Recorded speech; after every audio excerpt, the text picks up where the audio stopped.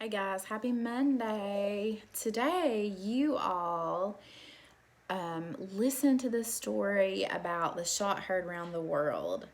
And so I hope that was pretty interesting to you because I love teaching about the shot heard around the world. And do you remember who did the shot heard around the world? And do you remember, was the shot heard around the world? Could they really hear the shot heard around the world? Was it really heard on the other side of the world? No, it wasn't really heard on the other side of the world, but it changed the course of history, didn't it? Okay, so I'm going to read you a book about Paul Revere's rod, okay? And when I was in high school, I guess it was, I had to memorize part of this poem about Paul Revere's rod. And this is by Henry Wadsworth Longfellow. And so I didn't have to memorize the whole thing, but I memorized part of it. So I want to read this to you today. Okay? About Paul Revere. This is what you learned about today. It says, "Listen, my children, and you shall hear of the midnight ride of Paul Revere. On the 18th of April in 75, hardly a man is now alive who remembers that famous day and year." See, I even remember some of it. He said to his friend, "If the British march by land or sea from the town tonight, hang a lantern aloft in the belfry arch of the North Church Tower as a signal light. One if by land, two if by sea, and I on the opposite shore will be, ready to ride and spread the alarm through every Middlesex village and farm, for the country folk to be up and to arm."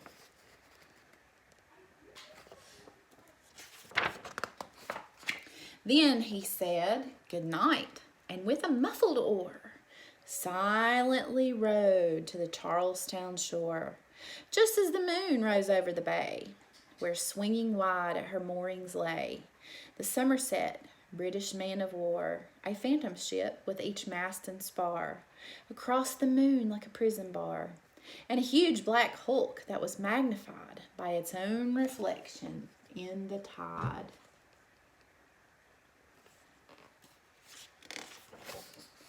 Meanwhile, his friend through alley and street wonders and watches with eager eyes, till in the silence around him he hears the muster of men at the barrack door, the sound of arms, their arms are their guns, and the tramp of feet.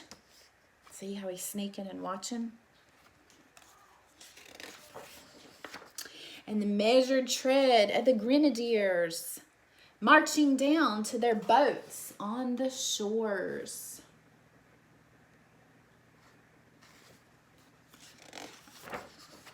Then he climbed to the tower of the old North Church, by the wooden stairs with a stealthy tread, to the belfry chamber overhead, and startled the pigeons from their perch on the somber rafters that round him made masses and moving shapes of shade, by the trembling ladder steep and tall to the highest window in the wall. There he goes, climbing up there, and there goes the pigeons. You know what he's doing? Where he paused to listen and look down a moment on the roofs of the town, and the moonlight flowing over all. So he climbed up there and he's looking down. Beneath in the churchyard, see the graveyard, the churchyard, lay the dead in their night encampment on the hill, wrapped in silence so deep and still that he could hear, like a sentinel's tread, the watchful night wind as it went, creeping along from tent to tent, and seeming to whisper, all is well.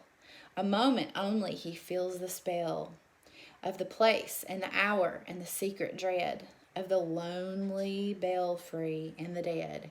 For suddenly all his thoughts are bent on a shadowy something far away, where the river widens to meet the bay, a line of black that bends and floats on the rising tide like a bridge of boats. See, he's looking out there. He's watching. Meanwhile, impatient to mount and ride, booted and spurred with a heavy stride, on the opposite shore walked Paul Revere. Now he patted his horse's side, now gazed at the landscape far and near. Then impetuous stamped the earth, and turned and tightened his saddle girth. But mostly he watched with eager search the belfry tower. He's watching the tower of the old North Church as it rose above the graves on the hill, lonely and spectral and somber and still. So he's waiting. He's waiting to see how many lanterns are going to be put in that old North Church tower.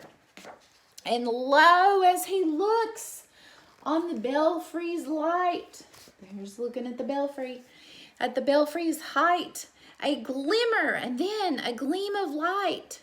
He springs to the saddle, the bridle he turns, but lingering gazes, till full in his sight a second lamp in the belfry burns. So if you look real close, you can see there's 2 lamps in the belfry. He hung 2. So remember, 1 if by land, 2 if by sea. An eye on the opposite shore will be. It's ready to run and sound the alarm. So what's Paul Revere gonna do? He's gonna run and go tell everybody. So 2 if by sea. So how are they coming? They're coming by sea. He's gonna go tell them the British are coming. A hurry of hoofs in a village street, a shape in the moonlight, a bulk in the dark, and beneath from the pebbles in passing a spark, struck out by a steed flying fearless and fleet. There he goes. There he goes. That was all, and yet through the gloom and the light, the fate of a nation was riding that night, and the spark struck out by that steed in his flight kindled the land into flame with its heat.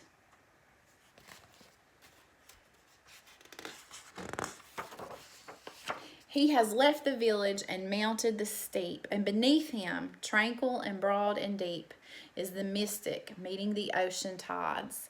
And under the alders that skirt its edge, now soft on the sand, now loud on the ledge, is heard the tramp of his steed. Now the steed would be his horse, okay, as he rides.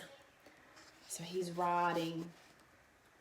How do you think Paul Revere feels as he's riding to tell this news? I think he feels pretty excited or pretty nervous about this. He feels like all this is riding on him, isn't he?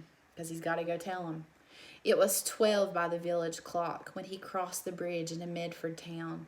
He heard the crowing of the rooster and the barking of the farmer's dog, and felt the damp of the river fog that rises after the sun goes down.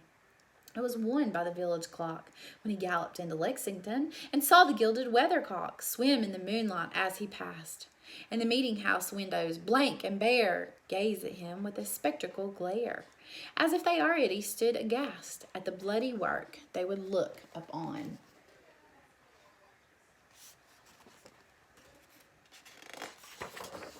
It was 2 by the village clock when he came to the bridge in Concord town. He heard the bleating of the flock and the twitter of birds among the trees, and felt the breath of the morning breeze blowing over the meadows brown. He's traveling. And 1 was safe and asleep in his bed. Who at the bridge would be first to fall? Who that day would be lying dead, pierced by a British musket ball? You know the rest in the books you have read, how the British regulars fired and fled, how the farmers gave them ball for ball from behind each fence and farmyard wall. So remember, the shot heard round the world. Chasing the redcoats down the lane, then crossing the fields to emerge gain, under the trees at the turn of the road, and only pausing to fire the load. Fire and load. There they are. Look, these are farmers. We Americans here are farmers. And look, this is the British in their red coats. And look, we're chasing at them because we had the heads up that they were coming because Paul Revere warned us about it. We knew they were coming by sea. He went and told them and warned them. So we were able to get the heads up and be ready for the British when they came. We were ready for them.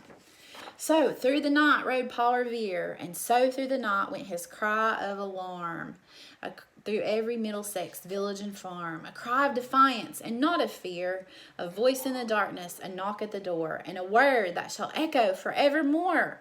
For born on the night wind of the past, through all of our history, to the last, in the hour of darkness and peril and need, the people will awaken and listen to hear the hurrying hoofbeats of that steed and the midnight message of Paul Revere. See, he's waking them all up and telling them to be ready. That the British were coming. The British are coming. The British are coming. And he told them. And this is what it says. It says more about it. At the time of Paul Revere's ride, the 13 American colonies which stretched along the eastern seaboard were ruled by Great Britain. Over many years, the American settlers, who had come mostly from Britain, had grown apart from the faraway mother country. Some people in the colonies felt the Americans should govern themselves. They felt that taxes levied by the British and laws that restricted what the Americans could do were unfair. They didn't like all the British soldiers who had been sent to Boston to keep order and to put down an uprising that might break out. Paul Revere, a silversmith, was one of the Americans who spoke out and took action against the English king and his government.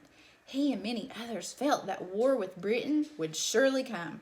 On the cold, windy night of April 18th, 1775, the British soldiers secretly headed out of Boston toward the nearby town of Concord, where they had heard the colonist arms were being stored.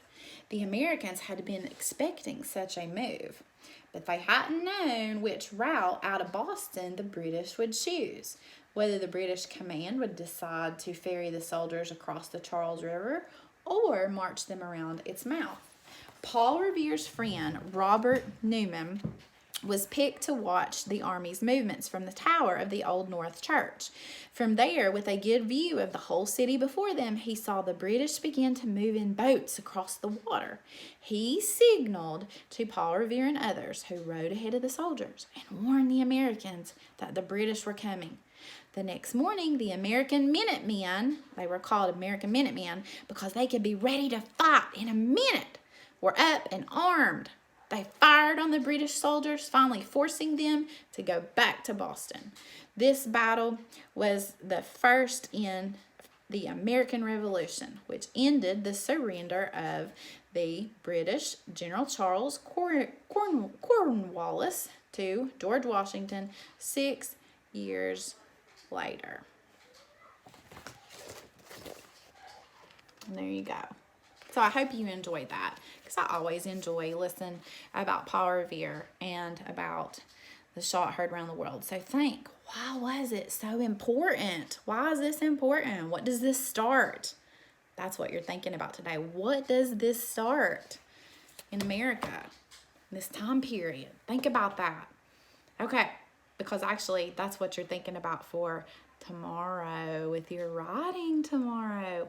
But today I want you to think, what was the shot that was heard around the world? Do you think that there would have been a shot heard around the world if Paul Revere hadn't have made this ride?